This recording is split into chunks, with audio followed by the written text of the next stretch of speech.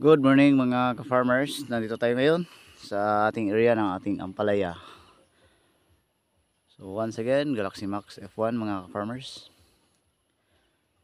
So bali ngayon mga ka-farmers ay nandito na tayo sa ika-18 na harvestan ng ating ampalaya. So twice a week lang po tayo nag-harvest dito.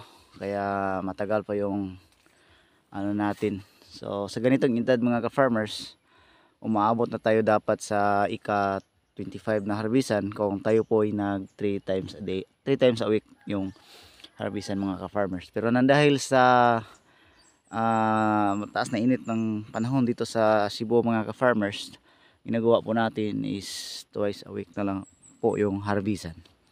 Plus factor mga ka-farmers, yung lupa natin is iba yung uri niya. Kapag madidiligan mo ng tubig na malakas mga ka-farmers, dadaloy lang, so hindi ma-absorb sa lupa.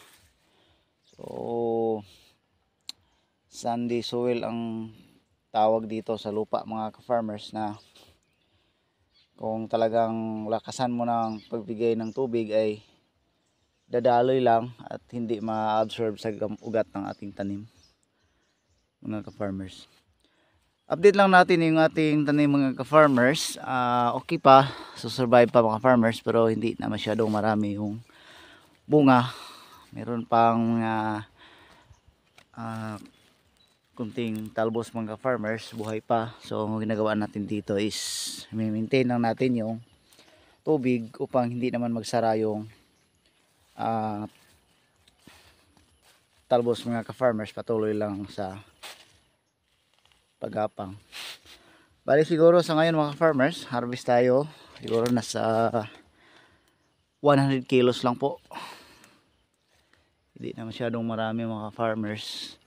Kasi last harvest natin is tayo ngayon po ay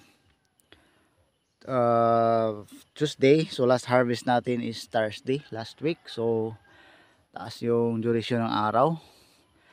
So medyo may kalakihan talaga yung bunga kumpara sa pag-harvest natin ng 3 days lang yung gap. So hindi masyadong marami yung bunga, malaki yung bunga mga ka-farmers. So okay pa naman, survive. At lagi tayong nagpatubig sa araw-araw. Meron tayong pinahabol na tanim mga farmers. So meron tayong taniman na upo doon sa kabila. So ginagawa natin, nakahanda na po tayo sa pagtatanim sa susunod na taniman dito sa area natin mga ka-farmers. Nilagyan natin ng upo. So yan, malaki na yung upo natin dito. Mas mabilis lumaki yung upo mga ka-farmers kapag hindi masyadong mainit yung area. So kita nyo, huling tanim po ito mga ka-farmers sa unang taniman namin doon sa pure na upo mga ka-farmers. So mas maliit ang konti doon kumpara dito na hindi masyadong masisikatan ng araw, kaya mabilis lumaki mga ka-farmers dahil hindi masyadong mainit. So lahat ng area natin dito tinatamnan natin ng upo mga ka-farmers. As you see, makikita natin na sa bawat poste ng ating ampalaya mga farmers ay tinamnan natin ng upo. So kunti na lang yung buhay natin dito sa ampalaya mga ka-farmers. Putol. So hindi na masyadong mataas yung lifespan dito, kaya nga tayo po ay pumahabol sa pagtatanim ng another na crop kung saan ito po ay upo mga ka-farmers. So mag-spray tayo mamaya dito mga ka-farmers dahil napakadaming aphids na dumadapo doon sa kabila. Hindi man lahat natatamaan ng aphids mga ka-farmers, pero yan ang dahilan kung bakit naninilaw yung dahon ng ating tanim. Sa mga hinog na bunga, patuloy pa rin. So wala tayong magawa talaga kapag mainit ang panahon mga ka-farmers. Yan talagang number one issue ng Galaxy Max, na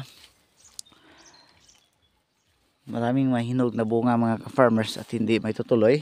Yung figure na is sharp painted mga ka-farmers. So bali natin, wala naman tayong magawa mga ka-farmers dahil yan talaga ang performance ng Galaxy Max F1.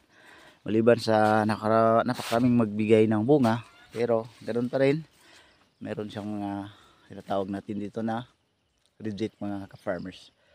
So mamaya mag-harvest tayo. So hanggang dito na lang po muna tayo mga ka-farmers. Update ko po kayo mamaya. So salamat po.